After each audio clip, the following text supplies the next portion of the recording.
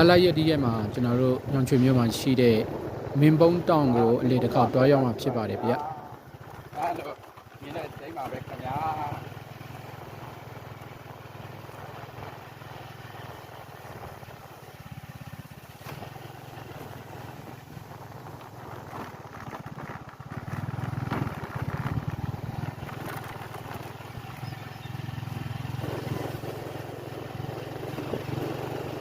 လမ်းဘေးဝဲရတစ်ချောင်းမှာတော့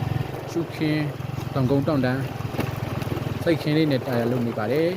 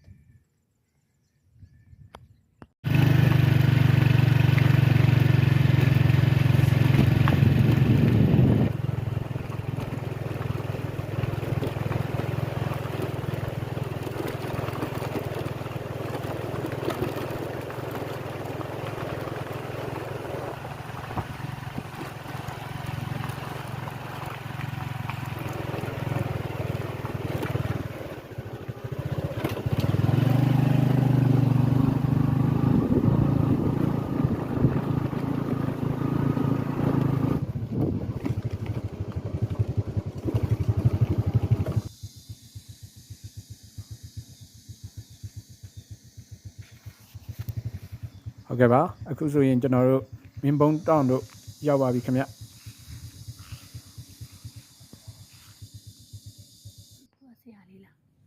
ုတ်တူတော့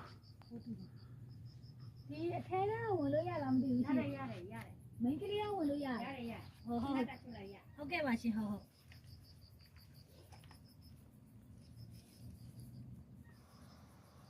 တဘာဝချုပ်ခင်းတွေနဲ့အရန်တာရပါတယ်ဒါတော့နကီယုံဖျားဖြစ်ပါတယ်ဗျ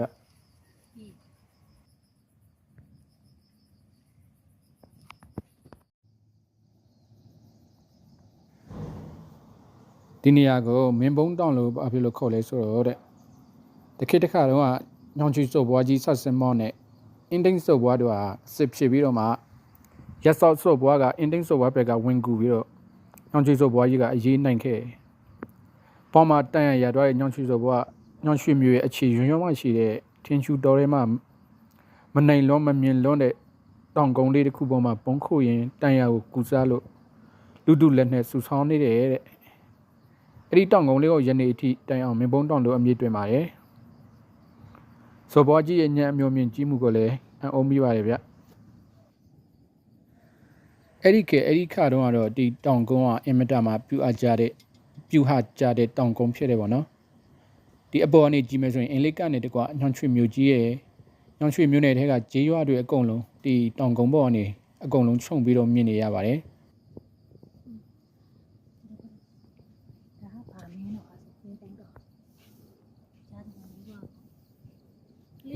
နေစမ်းကိုတီဓမိုင်းမှတ်တမ်းတွေထဲမှာတော့ထင်းရှူတော်လို့ထင်ရှားပေမဲ့ယခုခေတ်မှာတော့ထင်းရှူပင်တစ်ပင်မှမရှိတော့ပါဘူးဗျ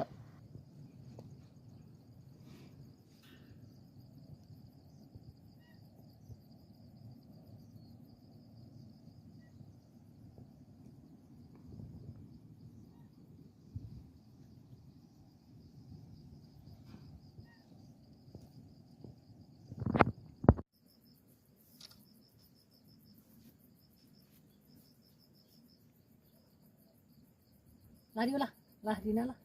လာ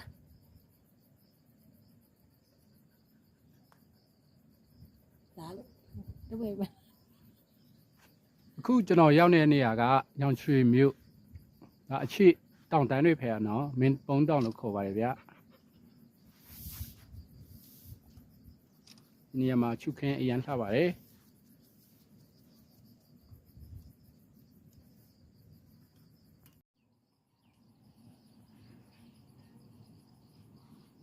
ဒီကနေဆိုရင်ညောင်ရွှေမြို့ကြီးကိုအပေါ်စီးကနေမြင်နေရပါတယ်ဟိုဘက်အင်လေးကန်တချမ်းအင်လေးကန်ကိုလည်းမြင်နေရပါတယ်အင်လေးကန်တချမ်းအပြည့်တော့မဟုတ်ဘူးเนาะ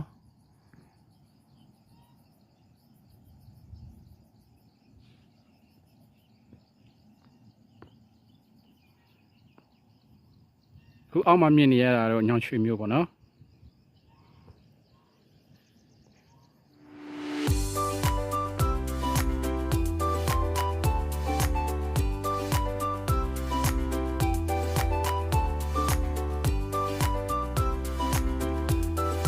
ဒီနေ့က view အရန်ကောင်းပါလေဗျ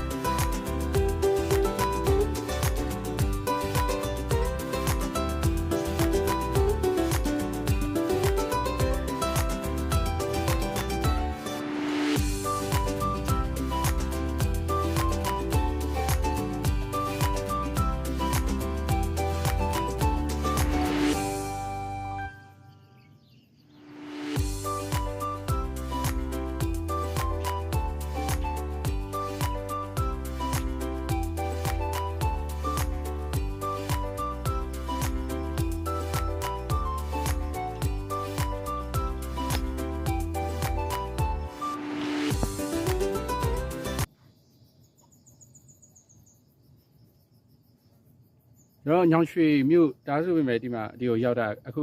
ပထမဆုံးအကြိမ်ပေါ့နော်ဆိုတော့လမ်းခီးကနည်းနည်းတော့ကျန်းတယ်ပေါ့နော်ဆိုတော့နီးနီးလေးနဲ့ဝေးနေရပေါ့နော်အခုမှပထမဆုံးအကြိမ်ဒီကိုရောက်တော့ view အရန်လှတာတွေ့ရပါတယ်